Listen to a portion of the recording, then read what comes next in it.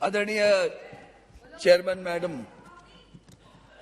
एक अच्छा बिल सरकार ने लाया है। मेरे मित्र अर्जुन मुंडा जी लेकर आए हैं, उनका स्वागत करता हूं। लेकिन कुछ मुद्दे जो महत्वपूर्ण है, मुझे लगता है कि आज श्रद्धेय भारत रत्न डॉक्टर बाबा साहेब अम्बेडकर जी ने जब संविधान बनाया तभी संविधान में उन्होंने आरक्षण का मुद्दा लेकर आए। क्यों लाए? पिछड़े वर्ग, जाति से, समाज से, ऐसे पिछड़े वर्गों का उद्धार करने के लिए उन्होंने उसका प्रावधान अपने संविधान में किया। 70 वर्ष के बाद में भी आज भी वो कुछ लोग पिछड़े आज भी है और आज भी हम उनकी समस्या का निराकरण नहीं कर पा रहे। मैंने अभी थोड़ा सा मेरे मित्र अर्जुन जी से पूछा कि हम हर रोज एक एक बिल क्यों ला रहे हैं।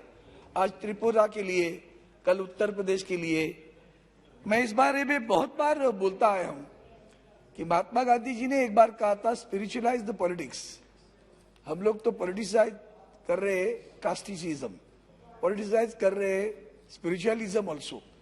तो both these things are being politicise. हम राजनीतिक दृष्टिकोण से इसका निर्णय नहीं लेना चाहिए, सामाजिक दृष्टिकोण से लेना चाहिए।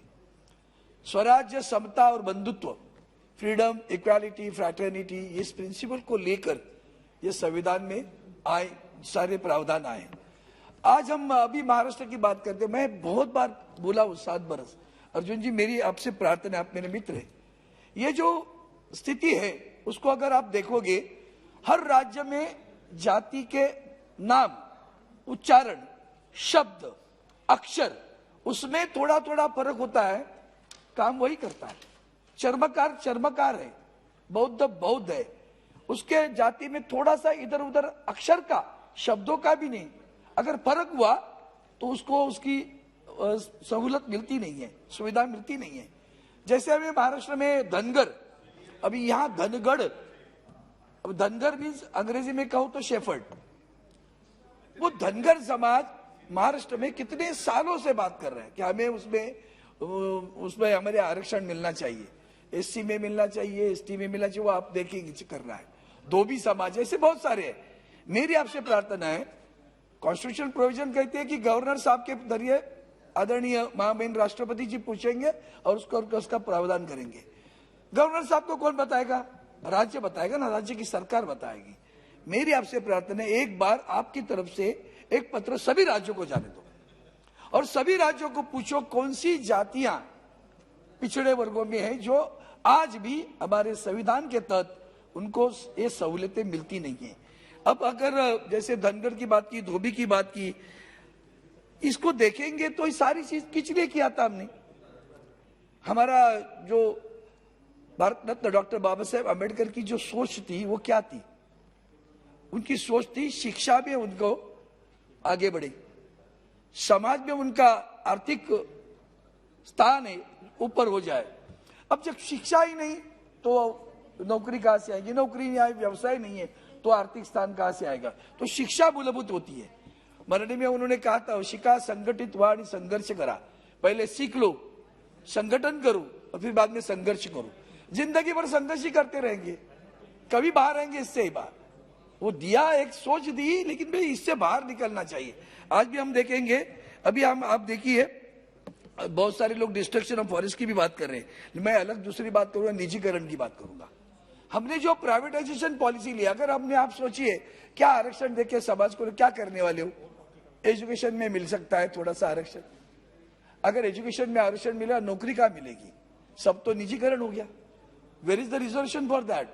अगर गवर्नमेंट कंपनी है तो रिजर्वेशन देंगी, बाहर कौन देता? प्राइवेट में।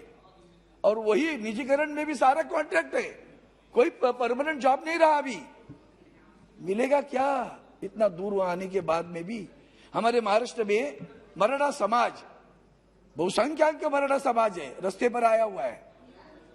वो एजुकेशनली और सोशली बैकवर्ड है, मेजॉरिटी है, लेकिन बिलो 5 एकर्स ऑफ लैंड वाले महाराष्ट्र मराठा समाज सबसे ज्यादा मिलेंगे आपको। परिवार बड़ा, पहले कभी था 25 एकड़ 50 एकड़, अब उसके बंटवारे हुए, 5 एकड़ से जमीन कम है, जात ऊंचा है, नौकरी में नहीं मिलता, शिक्षा में नहीं मिलता, सोशली बैकवर्ड हुए, एजुकेशनल बैकवर्ड हुए, रास्ते पर आ गए। लाखों मराठा रस्ते पर आए, ओबीसी का आरक्षण के लिए झगड़ रहे, हम नहीं करते। मेरा कहना है कि मेरी प्रार्थना है, कहना मतलब प्रार्थना है आपसे, ये झगड़े है ना, बाला साहब तो अलग विचार के थे, वो तो जाति नहीं मानते थे, उसने तो उन्होंने मंडल कमीशन को विरोध किया था। जाति की दीवारें दृढ़ होगी, पक्की हुई। हम मैं और अर्जुन एक थाली में खाता था, लेकिन आज मुझे याद आता है अर्जुन के बेटे को एडमिशन मिला, मेरे को नहीं मिला, मेरे बेटे को उससे अंक ज्यादा मिले फिर भी नहीं मिला। फिर मेरे मन में तो आपके बारे में द्वेष पैदा हो रहा है। ये जो दीवारें हम खड़ी कर रहे हैं ना, उसको सोचो, अमीर और गरीब, गरीब किसी भी जात पात पंथ धर्म का हो, वो गरीब है, उसका गरीब का उद्धार करने की बात आती है। ठीक है, हम जाति न्याय कर रहे, शेड्यूल कास्ट से शेड्यूल ट्राइब कर सकते, शेड्यूल कास्ट में इनकॉर्पोरेट कर सकते हैं, ऐसे बहुत सारे वर्ग है। तो ये अगर सोचना है तो मैं आपसे बात प्रार्थना करता हूं, एक बार राज्य को आप लिखिए, हर राज्य को लिखिए, एक बार बता तो दो। और इतना नहीं, सिर्फ जात नहीं बताओ, उनका पॉपुलेशन बताओ, उनका पिछड़ापन बताओ, ऐसे करो। और उसी पर एक बार ऐसा बिल लेके आओ कि आगे चलकर, जैसे अभी राजा 70 साल तक हम यहाँ इसी चीजों पे बातें करते रहे, कोई भी होने तो राज्य सरकार, लेकिन इससे बाहर निकलना है कि नहीं निकलना है? अगर बाहर निकलना है तो एक ही बार करो। और समस्या आगे है, आरक्षण देने के बाद क्या होगा, उसका उद्धार कैसे होगा? आज भी शिक्षा के लिए नदियों के पीछे, पहाड़ों में, जंगलों में स्कूल नहीं है, ना तुम्हारा डिजिटल नेट है, ना तुम्हारी ऑनलाइन है, कैसे पढ़ेंगे, कैसे बड़े होंगे? सिर्फ जाति का आरक्षण देकर राजनीति नहीं, उद्धार सही मायने में करना है तो राज्य को भी जिम्मेवार बनाओ कि भैया हम दे रहे, केंद्र की जिम्मेदारी आरक्षण देना, हमने दे दिया, अब उनको फैसिलिटेट करो, उनको पढ़ाओ। जब पढ़ेगा नहीं तो, जैसे बेटी बढ़ाओ, बेटी बचाओ, बेटी बढ़ाओ कहते, तो पढ़ाओ तो बढ़ेगा ना, पढ़ेगा तो बढ़ेगा, पढ़ेगा ही नहीं तो बढ़ेगा क्या? उसको पिछड़ापन है।